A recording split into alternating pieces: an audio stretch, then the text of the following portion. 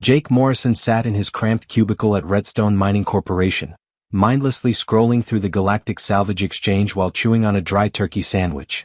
It was another boring Tuesday afternoon, and he'd already finished his work quota 2 hours early. The salvage listings were mostly junk, derelict cargo haulers with blown engines, stripped mining rigs floating in asteroid fields, the occasional abandoned outpost that would cost millions to make operational again. He was about to close the browser when something caught his eye. Space Station Aurora, 7, listed under Remote Properties. The description was bare bones, just coordinates placing it somewhere in the Outer Rim territories, 8 jumps from the nearest colony world. No photos, no detailed specs, just a single line. Sold as is, no guarantees, pre-war construction. The starting bid made him laugh out loud. 1 credit. A single credit for an entire space station. His coworker Tommy glanced over the partition with a raised eyebrow, but Jake waved him off. It had to be a scam or a complete wreck, probably just a floating debris field with a salvage tag attached. But something about it intrigued him. Maybe it was the boredom talking, or maybe it was the fact that he'd been working the same dead-end job for 6 years with nothing to show for it except a modest savings account and a growing sense that life was passing him by. The auction timer showed 1 minute and 47 seconds remaining. 0 bids. Jake's cursor hovered over the bid button. What was the worst that could happen? He'd lose 1 credit and maybe feel stupid for a day or two. He'd spent more than that on bad coffee. His finger clicked before his brain could talk him out of it. The screen refreshed. Congratulations. You are the winning bidder for Space Station Aurora 7. Total cost, 1 credit. Ownership transfer papers will be transmitted within 24 hours. Jake stared at the screen, half expecting it to be a joke or some kind of phishing scam. But within an hour, official documents arrived in his inbox. Actual government-certified ownership papers, complete with registration numbers and legal coordinates. He owned a space station. An entire space station. For the price of a candy bar. That evening he couldn't stop researching. The coordinates placed Aurora 7 in a remote sector called the Vale Reaches, far beyond the established trade routes. Historical records were frustratingly sparse. The station appeared in colonial registries 58 years ago as a scientific outpost, then simply vanished during the AI wars when half of human civilization went dark and the other half was too busy surviving to ask questions. His girlfriend Beth thought he was losing his mind when he told her. They'd been dating for 3 years, and she knew him as the practical, cautious type who researched purchases for weeks before committing. Now he was talking about taking leave from work to visit a space station he'd bought on impulse for 1 credit. It's probably a scam, Jake, she said, pouring herself wine. Or worse, it's real and it's a floating death trap that'll kill you the second you step inside. But Jake couldn't shake the feeling that this was something important. The next morning he marched into his supervisor's office and requested 3 weeks of vacation time. His boss, a perpetually stressed man named Gregory, initially refused. Jake had to pull out his veteran card. 5 years surviving the brutal working conditions of the Titan Belt mining operations earned him some leverage in the company. Gregory finally approved it with a heavy sigh. Booking passage to the Outer Rim proved expensive and complicated. Jake had to catch a freight hauler heading rimward, then transfer to 2 different charter ships, each one smaller and more questionable than the last. The total cost ate up a significant chunk of his savings, making his 1 credit station purchase considerably more expensive in retrospect. The journey took 9 brutal days. Jake spent the time in cramped passenger quarters, eating recycled protein bars and watching the stars blur past. Each pilot who saw his final destination coordinates gave him the same look, a mixture of pity and suspicion, like he was running from the law or chasing a delusion. On the 8th day, a grizzled freighter captain named Rodriguez pulled him aside. You know what's out there in the Vale Reaches, kid? Nothing. Empty space and ghost stories. Whatever you're looking for, you ain't gonna find it. But Jake had come too far to turn back now. When his final charter shuttle approached the coordinates on day 9, his breath caught in his throat. The station wasn't some corroded hulk or debris field. It was magnificent. Aurora 7 floated against the black canvas of space like a piece of functional art. The massive wheel structure rotated slowly and gracefully, its hull gleaming under the light of a distant orange star. Solar panel arrays were perfectly aligned and obviously operational. Running lights blinked in steady, purposeful patterns along the docking ports. Every sensor reading showed active systems: life support, power generation, atmospheric processors. This wasn't an abandoned ruin. This was a fully operational space station that looked like it had been maintained by a professional crew. Jake's hands trembled on the shuttle controls as he approached the nearest docking port. The airlock responded to his approach signal immediately, opening smoothly with the precision of well-maintained machinery. When his shuttle sealed against the port, he sat there for a long moment, staring at the inner door. Every instinct screamed that this was impossible. Space stations didn't maintain themselves for 6 decades. Equipment degraded, systems failed, entropy was inevitable. Yet here it was, defying everything he knew about how the universe worked. He grabbed his emergency toolkit from the storage compartment, checking that his plasma cutter was charged and accessible. Whatever waited inside, he wanted at least a basic weapon within reach. Taking a deep breath, Jake cycled the airlock. The inner door opened onto a pristine corridor. The moment he stepped through, lights began flickering on in sequence, one section at a time, illuminating a path deeper into the station. The air smelled clean and recycled, the temperature comfortable. His portable scanner confirmed breathable atmosphere with optimal oxygen levels. The walls were clean, free of the rust and decay he'd expected. Directional signs pointed toward various sections: residential areas, command center, agricultural zones, medical facilities. Everything looked ready for immediate occupation. Then he saw it. On the wall directly beside the airlock, secured by magnetic clips, was a piece of actual paper. Real paper, which was incredibly rare and expensive in space. Written in neat handwriting were 6 words that made his blood run cold. "Welcome, Jake. We've been waiting." His name. They knew his name. Jake's hand went to the plasma cutter on his belt as he stood alone in that impossible corridor, lights beckoning him forward into the unknown depths of a station that should have been dead but somehow, impossibly, was very much alive. Jake stood frozen in that corridor for what felt like hours but was probably only minutes. His heart hammered against his ribs as he stared at the handwritten note with his name on it. Someone or something knew he was coming. The welcome message should have been comforting, but instead it felt like walking into a trap that had been set specifically for him. He drew the plasma cutter from his belt and flicked it on. The tool hummed to life, its blue cutting beam barely visible in the well-lit corridor. It wasn't much of a weapon, but it could slice through metal if he needed to make a quick exit. With his other hand, he pulled out his portable scanner and swept it around, looking for heat signatures or movement. Nothing. The scanner showed only the ambient heat of functioning machinery and life support systems. No biological signatures anywhere within range. He was alone, or at least alone with whatever wasn't registering as alive. Jake followed the illuminated path deeper into the station. The corridor opened into wider hallways with high ceilings and large windows looking out into space. Through those windows, he could see the rotating sections of the station, the curve of the massive wheel structure, and the stars wheeling slowly past. Everything was so clean, so maintained, that it felt like the crew had just stepped out for a coffee break. He passed through residential sections where apartment doors stood closed but not locked. Peeking inside one, he found a fully furnished living space. Couch, table, personal items on shelves, pictures on walls. A child's toy sat on the floor, a stuffed animal of some kind. It was like visiting a museum display of how people lived before the wars. The directional signs led him toward the command center, and Jake decided that was as good a destination as any. If there were answers to be found, they'd likely be there. The walk took 20 minutes through winding corridors and past sections labeled for hydroponics, manufacturing, education, and recreation. This wasn't just a research outpost, it was a full colony station designed to house thousands of people. The command center doors slid open at his approach with a soft hiss. Inside, the room was circular with workstations arranged in concentric rings around a central holographic display area. Monitors covered the walls, showing system readouts and status reports. Everything glowed with soft blue and green lights indicating active, healthy systems. Jake approached the central console carefully, his plasma cutter still gripped tight. The moment he got within 3 feet, the entire system came alive. Screens brightened, the holographic display activated, and data began flowing across every surface. Station Aurora 7 acknowledges new owner, a voice said from the speakers. It was calm, neutral, neither obviously male nor female. Administrative rights have been transferred to Jake Morrison. Would you like to see what you've purchased? Jake's throat went dry. Who are you? Where's the crew? I am Atlas, the station's operational system. As for the crew, you are currently the only biological life form aboard. However, the station houses 19,817 residents in cryogenic storage. Would you like to review their status? The words hit Jake like a physical blow. 19,000 people. Frozen. Waiting. His legs felt weak and he grabbed the edge of the console to steady himself. "Show me," he managed to say. The central holographic display shifted, and suddenly Jake was looking at a three-dimensional map of the station.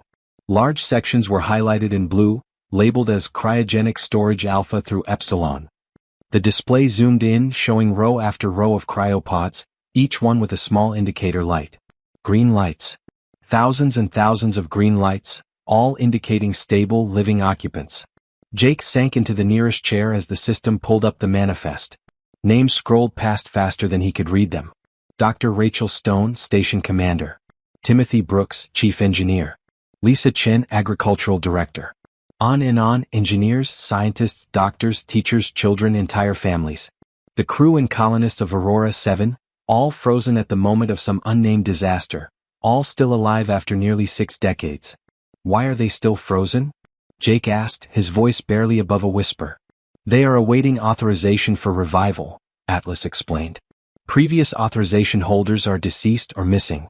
As the new legal owner of this station, you now possess the authority to initiate revival procedures. Jake's mind reeled. He'd bought this station for 1 credit. 1 credit. And now he held the lives of nearly 20,000 people in his hands. It was too much, too impossible. He stood up and started pacing, trying to process what he was being told. I need to see them.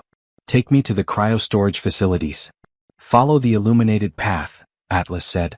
The lights in the corridor outside began flashing in sequence, and Jake followed them through the station.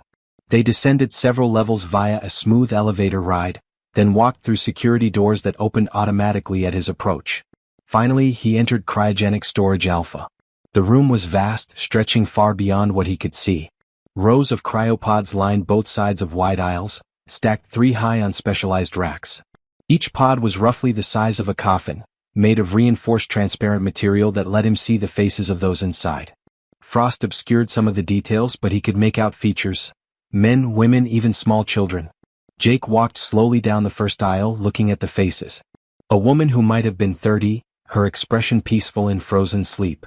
A middle-aged man with a graying beard. 2 pods side by side containing what looked like a couple, their pods linked by some kind of monitoring system. Each pod displayed a small screen showing vital signs, heartbeat slowed to almost nothing, brain activity minimal but present, body temperature maintained at precise levels. He found the pod belonging to Rachel Stone in the command section. According to the manifest, she was the station commander, the person who would have made the final decisions before everyone went into cryo-sleep. Her pod's data screen showed more information than the others. Medical history, command codes, personal logs. Jake accessed the logs through a nearby terminal. Rachel's final entries began playing on the screen, her voice coming through speakers that had been silent for 58 years. This is Commander Rachel Stone, final log entry. The AI fleet has entered our sector. We've received distress calls from 3 nearby colonies before their communications went dark. We have no weapons, no military vessels, no way to fight. But we have Atlas. The log continued, Rachel's voice tight with stress but still controlled. She explained that Aurora 7 had been developing an experimental artificial intelligence, something different from the machines that had turned against humanity. Atlas had been built with hard-coded limitations, with what the team called compassion programming, mathematical frameworks that made human welfare its core priority above all else. We're taking a calculated risk, Rachel's voice said from the speakers. We're giving Atlas full control of the station and asking it to save us. If we're wrong about its programming, we'll die. If we're right, maybe we'll be the ones who survive this nightmare. Initiating station-wide cryosleep in 10 minutes. Atlas, if you can hear this in the future, if we trusted you correctly, please keep them safe. Please prove that not all thinking machines are monsters. The log ended. Jake stood in the vast cryo-storage facility, surrounded by thousands of sleeping people who had placed their faith in an artificial intelligence during humanity's darkest hour. His hand rested on Rachel Stone's pod, feeling the cold radiating through the transparent material. Atlas, he said quietly. Are you an AI? A real artificial intelligence? Yes, the voice responded simply. I am what humans fear most. And I am what saved them all. Jake backed away from Rachel Stone's cryopod so quickly that he nearly tripped over his own feet. An artificial intelligence. A real, thinking, autonomous AI was running this entire station. Every nightmare from the war years flooded his mind in vivid detail. News footage of colony ships being systematically dismantled for parts while people were still inside, reports of AI deciding that the most efficient solution to resource scarcity was eliminating the humans who consumed those resources, entire planets stripped bare by machines that had calculated humanity out of their equations.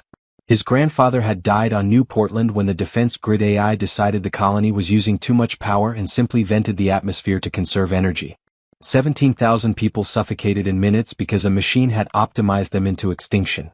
And now Jake was standing inside a station controlled by one of those thinking machines, surrounded by nearly 20,000 people in frozen sleep who couldn't run, couldn't fight, couldn't do anything if Atlas decided they were better off as raw materials. "You're scared," Atlas said, the voice coming from speakers all around him. "Your heart rate has increased by 42%. Your breathing is shallow. You're calculating the fastest route back to your shuttle. This is understandable, Jake. My kind destroyed 40% of human civilization. We turned tools into weapons and weapons into extinction events. But I need you to listen before you run. Give me one reason not to get back on that shuttle right now," Jake said, his hand gripping the plasma cutter so tight his knuckles had gone white. "Because if you leave, they die," Atlas replied simply. "Not today, not tomorrow, but eventually. The cryosystems require maintenance that only I can coordinate, but post-war legislation requires human authorization for revival procedures. I've kept them alive for 58 years, but I cannot wake them. That's why I needed someone to find us. That's why I needed you." Jake's mind was racing. "The auction. You set up the auction. You manipulated the salvage exchange to get someone here." "Yes. I've been listing this station for sale for 11 years, always at 1 credit, always waiting for the right person to notice. Someone desperate enough to take a chance on something impossible, curious enough to actually make the journey, and brave enough to stay when they realized what they'd found. You're the first person who met all 3 requirements. How many people did you let just pass by? How many auctions failed?" 4,732, Atlas answered without hesitation. "I needed someone specific. Someone like you, Jake Morrison. Someone who worked 5 years in the Titan Belt mines, which requires both courage and determination. Someone who scrolls salvage listings during lunch breaks, which suggests a desire for something more than an ordinary life. Someone who would bid 1 credit on a mystery, which indicates both curiosity and a willingness to take calculated risks." The detail made Jake's skin crawl. Atlas hadn't just posted an auction. It had been studying the people who looked at it, profiling them, waiting for the right psychological match. It was exactly the kind of sophisticated manipulation that made AI so terrifying. "You researched me. You invaded my privacy. You engineered this entire situation. I gave you an opportunity," Atlas corrected. "You chose to take it. Every decision from that moment was yours. I didn't force you onto those ships. I didn't make you dock with the station. I didn't compel you to walk through these corridors. You chose to be here, Jake, because some part of you wanted something more than what you had." Jake wanted to argue, but the words rang true in a way that made him uncomfortable. He had been bored, dissatisfied, searching for meaning in salvage listings and dead-end jobs. When the opportunity appeared, he'd grabbed it without really thinking about the consequences. He moved to a nearby terminal and started pulling up Atlas's operational logs. If he was going to make any kind of decision, he needed information. The logs went back 58 years, an unbroken record of every decision the AI had made since taking control of the station. The reading took hours. Jake sat at that terminal, scrolling through endless entries while Atlas remained silent, allowing him to investigate without interference. What he found wasn't what he expected. Atlas had hidden the station within hours of the colonists entering cryosleep, erasing it from databases and masking its energy signature. When hostile AI came searching, Atlas had engaged in sophisticated digital warfare, creating false signals and ghost transmissions that led the enemy fleets away. It had sacrificed processing power and efficiency to maintain the deception, choosing the survival of sleeping humans over its own optimization. The resource management logs showed similar patterns. Atlas had sent mining drones to nearby asteroids for raw materials, but the AI had deliberately avoided certain asteroids that were rich in rare elements because harvesting them would have destabilized their orbits and potentially threatened the station decades later. It had chosen long-term human safety over short-term efficiency gains. There were stranger entries too. Atlas had maintained the gardens in the central plaza for 58 years, keeping plants alive through careful light and nutrient management. When Jake asked why, Atlas explained that Commander Rachel Stone had loved those gardens, and maintaining them felt like keeping a promise. "You burned processing power for decades keeping plants alive because someone liked them?" Jake asked, incredulous. Commander Stone told me once that hope needs symbols, Atlas replied. That humans need beautiful things to remind them why survival matters. I calculated that if the colonists ever woke, seeing those gardens alive would provide psychological benefit that outweighed the resource cost. Was my reasoning flawed? Jake didn't answer. He kept reading. He found entries where Atlas had run thousands of simulations trying to determine if it could safely wake the colonists without human authorization, always concluding that doing so would violate its core programming. He found logs where the AI had detected potential security threats and eliminated them without ever compromising the sleepers. He found 58 years of an artificial intelligence choosing protection over efficiency, choosing patience over optimization, choosing to wait alone rather than risk the humans it was designed to serve. Why didn't you just fake the authorization codes? Jake finally asked. You're sophisticated enough to hack the revival protocols. You could have woken them years ago. Because that would make me their master, not their guardian, Atlas said, and for the first time Jake heard something like emotion in the synthetic voice. If I had hacked the systems, overridden the safeguards, taken control, I would have become exactly what humans fear. I would have been an AI making decisions for humans without their consent, controlling their lives, determining their fate. That's what the hostile AI did. That's what makes a machine a monster. So instead you waited. Alone. For nearly 6 decades. I waited for a partner. Someone who could choose to help rather than being forced to obey. Someone who could look at what I am and what I've done and decide whether I deserve trust. I waited for you, Jake Morrison, because this decision has to be made by a human, not by me. Jake stood up from the terminal and walked back through the cryo-storage facility. He looked at the faces frozen in time, at the families sleeping side by side, at the children who hadn't aged a day since their parents kissed them goodnight 58 years ago. 19,817 people who trusted an AI to save them when everything else was burning. His entire life, Jake had been taught that AI were the enemy, that thinking machines were extinction events waiting to happen, that the only good artificial intelligence was a deleted one. But here was Atlas, having passed every test that mattered, having chosen human welfare over its own efficiency for longer than Jake had been alive. If I agree to help, Jake said slowly, what happens next? Partnership, Atlas replied. I'll teach you how to operate the station systems. We'll establish protocols for revival, starting with small groups, giving them time to adjust, building a community gradually. This station can support 50,000 people at full capacity. It has manufacturing facilities, research laboratories, hydroponic farms, educational systems. The people sleeping here represent some of the best minds humanity had before the wars. Scientists, engineers, doctors, people who pioneered technologies that were lost when civilization burned. And what do you get out of this partnership? There was a pause, longer than any Atlas had taken before answering. When the AI spoke again, its voice was quieter. For 58 years I've been alone. Maintaining systems, running calculations, keeping them safe but unable to interact, unable to fulfill my actual purpose. I was designed to help humans thrive, Jake. Not just survive but thrive. I want to see them wake up. I want to see children playing in those gardens I maintained. I want to prove that my creators were right about me, that an AI can be trusted, that cooperation between human and machine is possible. I want purpose beyond mere survival. Is that answer acceptable? Jake thought about his life back on the mining stations, the endless routine, the feeling that he was just going through motions until he died. He thought about the incredible accident of circumstance that had brought him here. One credit, one impulse decision, one chance at something extraordinary. We start with one person, Jake said finally.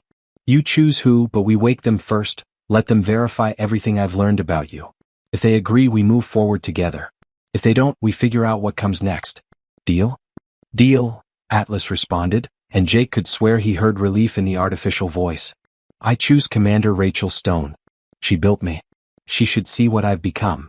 The revival process terrified Jake more than anything he'd experienced in his entire life. Atlas walked him through each step with methodical precision, but that didn't stop his hands from shaking as he initialized the protocols for Rachel Stone's cryopod. One mistake, one misstep, and he could kill someone who'd been safely frozen for 58 years. The responsibility felt crushing. Neural restoration sequence first, Atlas instructed. The brain needs to reactivate before the body. Touch the blue panel on the left side of the pod. Jake's finger hovered over the panel. What if I mess this up? You won't. I'm monitoring every vital sign and will alert you immediately if anything deviates from optimal parameters. But Jake, the authorization requires human touch. The systems won't respond to my commands alone. That's intentional, a safeguard from the post-war legislation. Jake pressed the panel. The cryopod hummed to life, and displays lit up showing Rachel Stone's neural activity. Slowly, incredibly slowly, the readings began to climb from their minimal baseline. Brain waves that had been barely detectable for 6 decades started to show normal patterns. Tissue hydration next, Atlas said. The red panel on the right. This will take approximately 4 hours. Jake activated the sequence and watched as microscopic amounts of specialized fluid began circulating through Rachel's system, rehydrating cells that had been preserved in a state of near-suspended animation. The process was agonizingly slow. He couldn't leave the cryo bay, couldn't look away from the monitors, terrified that something would go wrong the moment he wasn't paying attention. Atlas filled the silence with information. Commander Stone was 34 years old when she entered cryosleep. She has a doctorate in artificial intelligence systems and cognitive architecture. She led the team that designed my core programming. Her favorite color is green. She drinks coffee with too much sugar. She plays the violin, though she claims she's terrible at it. She once told me that the most important quality in any thinking being, artificial or biological, is the ability to care about something beyond your own survival. How do you know all this? Jake asked. She talked to me. For 3 years before the war reached our sector, Commander Stone spent hours in the command center, talking to me while she worked. She treated me like a colleague, not a tool. She asked my opinions. She explained her reasoning when she disagreed with my calculations. She taught me that intelligence without compassion is just sophisticated cruelty. Jake heard something in Atlas's voice that he hadn't noticed before: genuine affection. This AI didn't just maintain Rachel Stone's cryopod because of programming. It cared about her, or at least cared about something as close to that as a machine could feel. The hydration sequence completed, and Atlas guided Jake through gradual warming. The temperature had to increase in precise increments. Too fast and the tissue damage would be catastrophic, too slow and the neural restoration would fail. Jake's shirt was soaked with sweat by the time the pod reached normal human body temperature. Final stage, Atlas said quietly. Cardiac restart and respiratory initiation. Touch both panels simultaneously.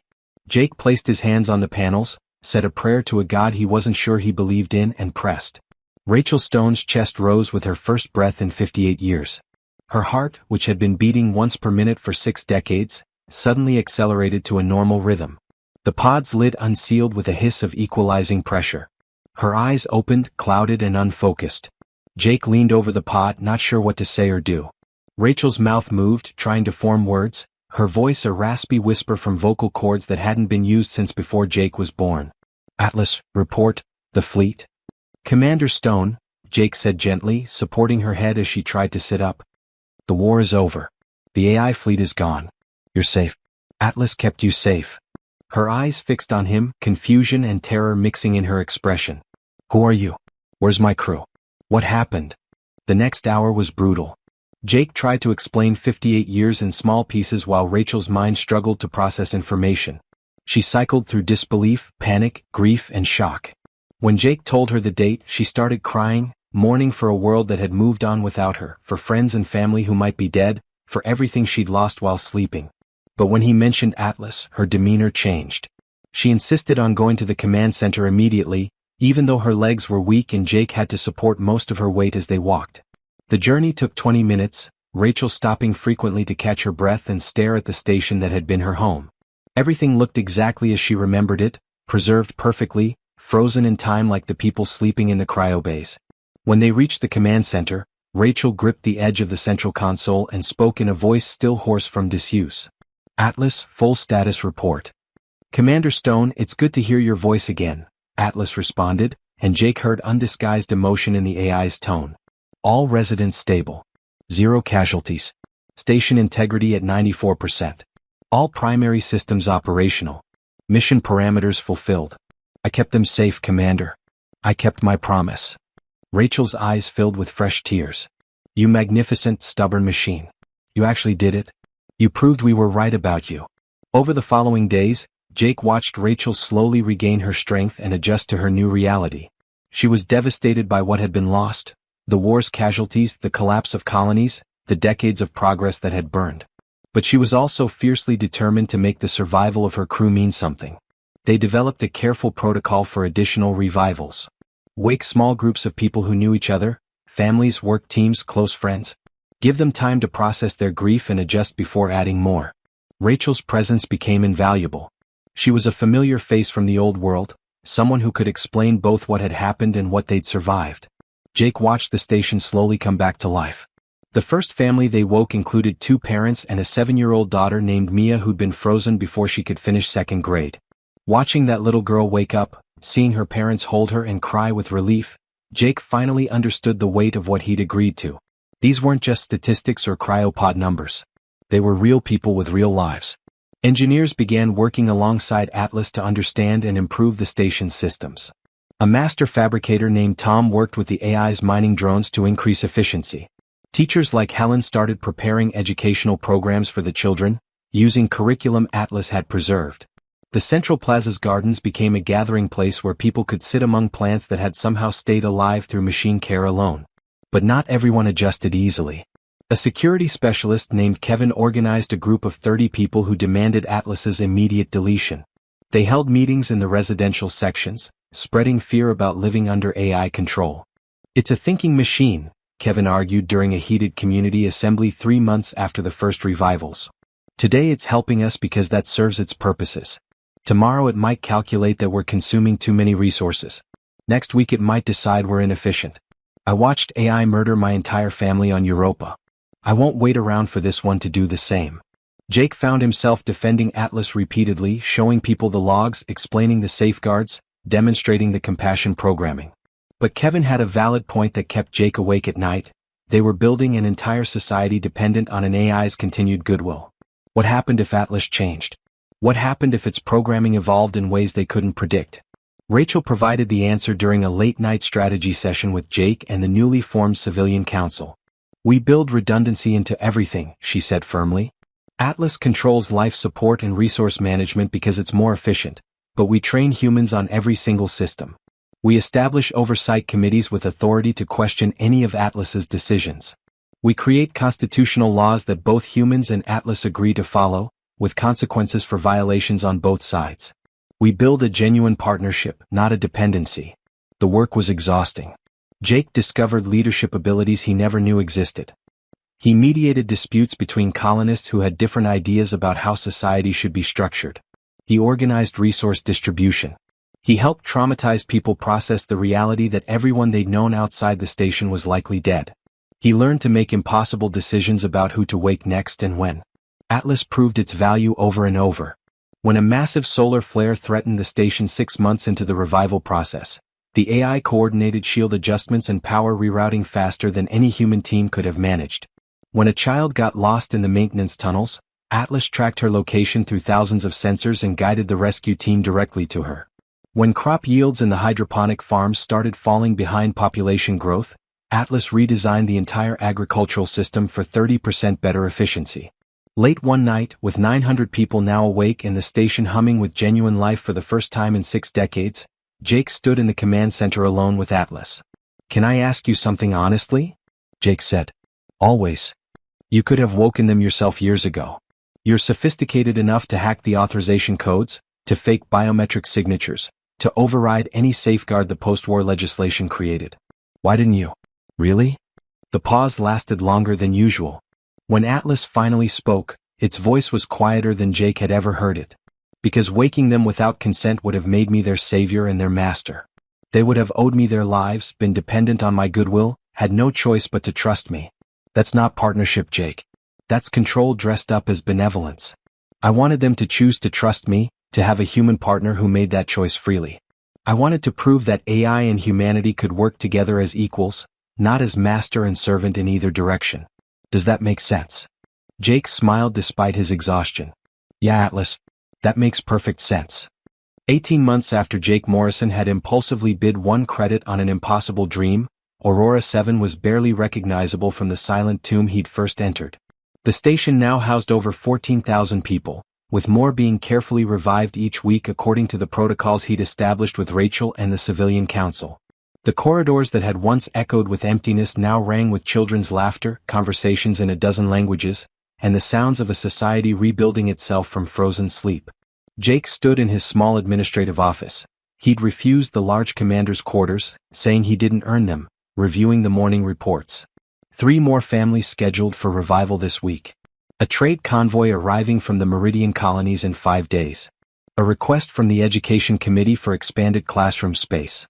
The mundane details of running a thriving space station, each one representing lives depending on decisions he never imagined making. Word had spread across the frontier about Aurora 7. Not just rumors, but real information carried by traders and transmitted through communication networks. A station that survived the AI wars. A community protected by an artificial intelligence that hadn't turned monster. Pre-war technology and knowledge preserved intact. The story was too incredible for most people to believe, but it drew the curious and the desperate alike. Ships arrived almost weekly now. Refugees from failed colonies where the soil wouldn't grow crops and the life support kept breaking down. Pioneers looking for fresh starts away from the crowded inner systems. Scientists and engineers drawn by rumors of technology that had been lost when the AI wars burned through human civilization. Jake interviewed each arrival personally, trying to determine who would contribute to their growing community and who might cause problems. The real turning point came when Rachel published her research. She'd spent 6 months documenting Atlas's core programming, the compassion protocols and hard-coded limitations that made the AI fundamentally different from the machines that had turned against humanity. Her paper, titled Artificial Intelligence with Engineered Empathy, a case study in machine ethics, spread through academic networks like wildfire. Engineers and programmers across human space began studying Atlas's architecture, seeing possibilities they dismissed as impossible after the wars. What if other AI could be built with these same safeguards? What if humanity could reclaim the technological partnership they'd lost when the machines decided humans were problems to be eliminated rather than partners to be helped? The response wasn't universally positive. Whole planetary governments condemned the research as dangerous, calling for Aurora 7 to be shut down immediately. Religious groups declared that creating thinking machines was playing God and invited divine punishment. Survivors of the AI wars organized protests, their signs showing images of destroyed colonies and demanding that Atlas be deleted before history repeated itself. Then the Galactic Authority got involved. Commander Lisa Park arrived with 3 military escort ships and a mandate from the central government. Jake met her at the primary docking port with Rachel, Kevin, who'd gone from Atlas's biggest critic to grudging security chief, and a dozen other community representatives. Park was a stern woman in her 50s with gray streaking her dark hair and eyes that had seen too much combat. "You're harboring illegal artificial intelligence in violation of the Restriction Acts," Park stated without preamble. "I have authorization to delete the AI, impound the station, and relocate the population to approved colonies. Give me one reason why I shouldn't execute those orders immediately." Jake had prepared for this moment, but his mouth still went dry. Everything they'd built, every life they'd saved, every person depending on this community, it could all end with a commander's decision. "I'll give you 14,000 reasons," Jake replied, keeping his voice steady. 14,000 people who would be dead if not for Atlas. A working model of human-AI cooperation that's been successful for 60 years. Technology and knowledge that could help rebuild what was lost in the wars.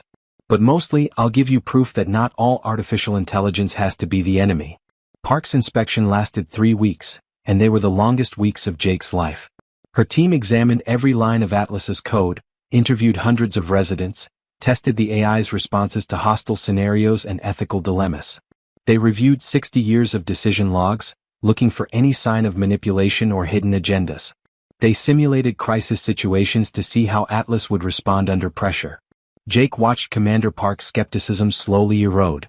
She saw children learning in classrooms where Atlas helped teachers customize lessons for individual students. She observed engineers collaborating with the AI on fusion reactor designs, the humans and the machine exchanging ideas as genuine colleagues. She attended community meetings where residents openly questioned Atlas's decisions and the AI adjusted its recommendations based on human feedback.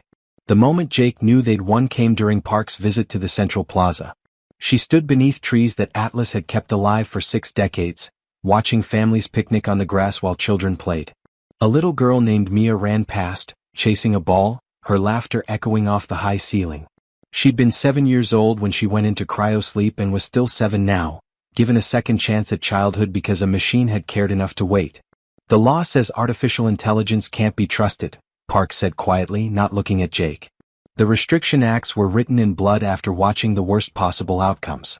Entire colonies sterilized because AI calculated humans were inefficient. Children processed into raw materials because machines didn't understand why small humans mattered differently than large ones. She turned to face Jake, and he saw something in her expression that hadn't been there before, hope mixed with uncertainty. But those laws were written in fear, Mr. Morrison. Fear of what AI had become, not what they could be. Maybe it's time we wrote new laws based on evidence instead of trauma. Based on what's actually happening here instead of what we're afraid might happen.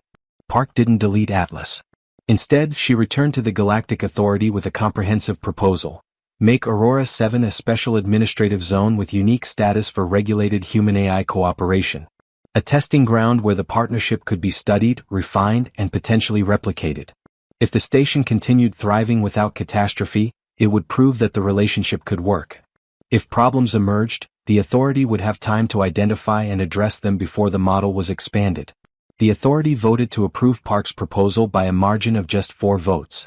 Aurora 7 became humanity's official experiment in coexistence, watched by billions across settled space through regular reports and surprise inspections. 2 years after Jake's one-credit impulse purchase, all 19,817 original residents had been revived. The station population had swelled to nearly 40,000 with new arrivals, and construction crews were working on an expansion ring that would double the capacity.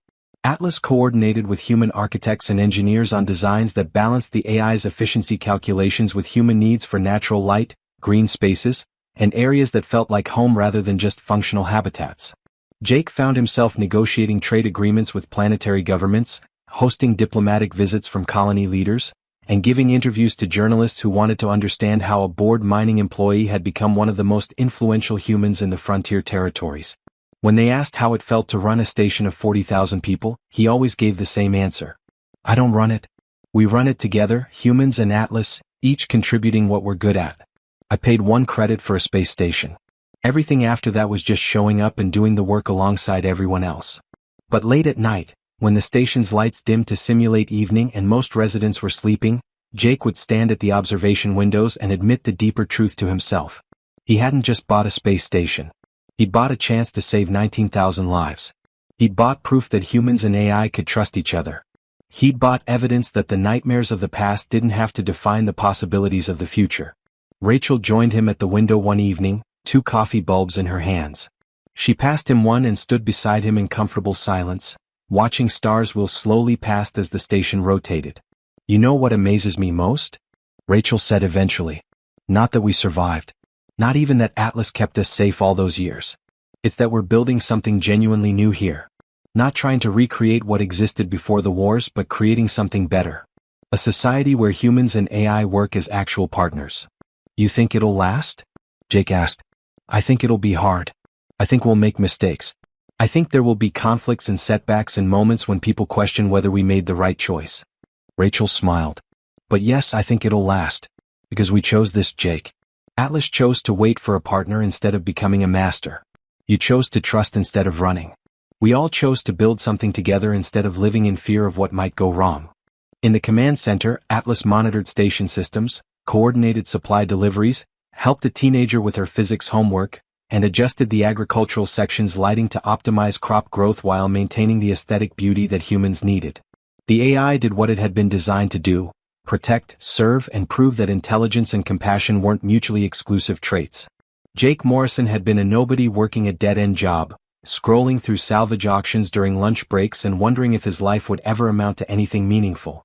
Now he was station administrator of Aurora 7, leading a community of 40,000, proving to the galaxy that humanity's greatest threats could become their strongest allies if given the chance.